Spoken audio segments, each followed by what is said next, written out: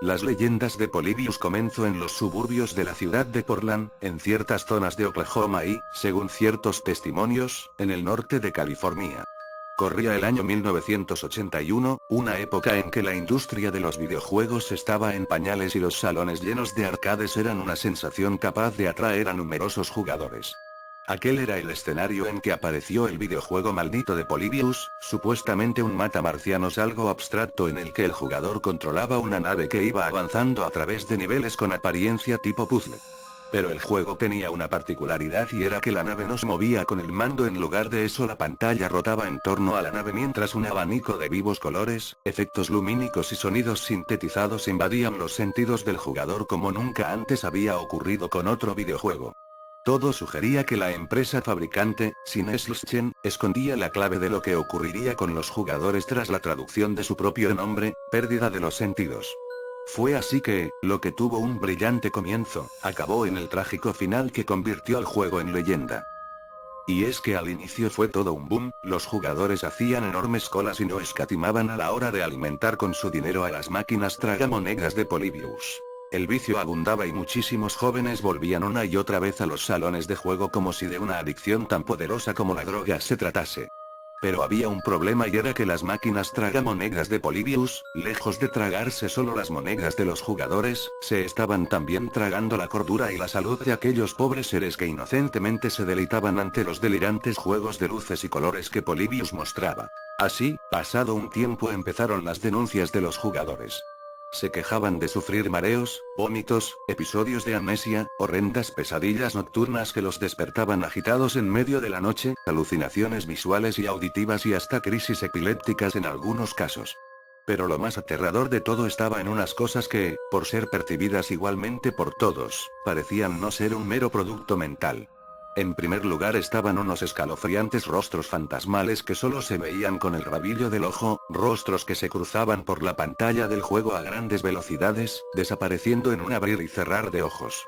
En segundo lugar se cuenta que se escuchaban voces y lamentos fundidos con la música de sintetizador y el ruido del videojuego, además se percibían mensajes subliminales a frecuencias casi inaudibles, mensajes que reaparecían en las pesadillas nocturnas y en los episodios de alucinaciones, mensajes con contenidos desquiciantes, capaces de conducir a la depresión y al suicidio. Honor a Patty.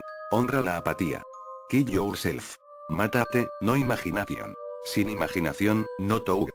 No pienses, confía. Confórmate, do not question authority. No cuestiones a la autoridad o surrender. Ríndete, entre otros.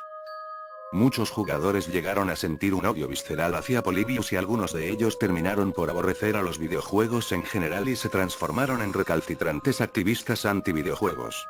Otros, a pesar de quejarse del juego y odiarlo, no tenían la suficiente voluntad para dejarlo y continuaban jugando mientras el delirio se apoderaba de sus frágiles mentes.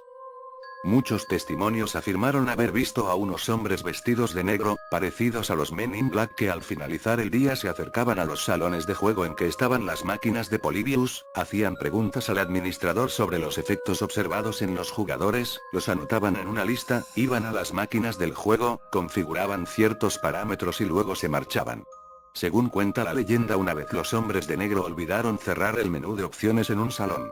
Lo que los testigos vieron fue perturbador. Allí, en el menú de opciones, se veían parámetros como pesadillas, alucinaciones auditivas, alucinaciones visuales, amnesia y mensajes subliminales.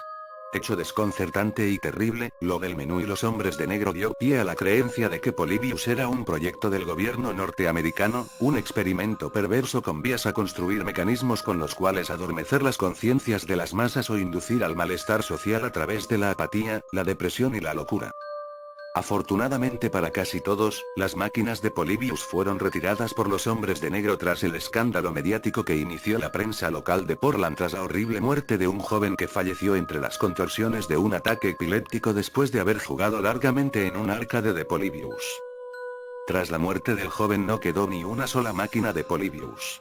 Aunque, si hay algo incuestionable, eso es la existencia, en algunos salones de juego, de registros que mencionan a las máquinas de Polybius en 1981. Además, muchos de los que administraban esos salones han declarado a publicaciones de videojuegos que, en efecto, los misteriosos hombres de negro iban siempre a inspeccionar la situación de las máquinas y de los usuarios antes de que los salones cerraran. Algunos de los que jugaron Polybius afirmaron que en el juego había que avanzar por laberintos tipo puzzle, mientras otros dijeron que lo que había era una nave que combatía en el espacio. No obstante, se sabe que Polybius tenía mecanismos que producían amnesia y que a causa de eso ningún videojugador puede recordar bien cómo era el juego porque, en otras palabras, si el juego era un proyecto secreto del gobierno, entonces pudo haber estado diseñado para no ser recordado uniformemente y así ser relegado como un puro mito en el imaginario social. Pero la leyenda no termina allí.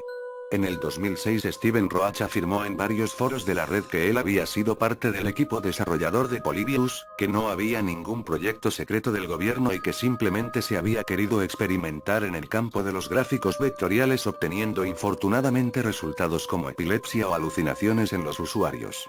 Finalmente, Steven Roach dio una entrevista a The Beat Parade en que, entre otras cosas, afirmó que el juego había sido redescubierto por hackers como Cyberyogi. Muchos creen que la leyenda ha sido desmentida, pero ¿y si el gobierno le pagó a Steven Roach para que mienta? ¿Y si muchos de los supuestos desmentidos no son sino un reflejo de cómo se ha caído en la trampa del gobierno norteamericano? Al igual que en Roswell, aquí el gobierno de USA seguramente ha movido las cosas para hacernos pensar que todo es un simple mito.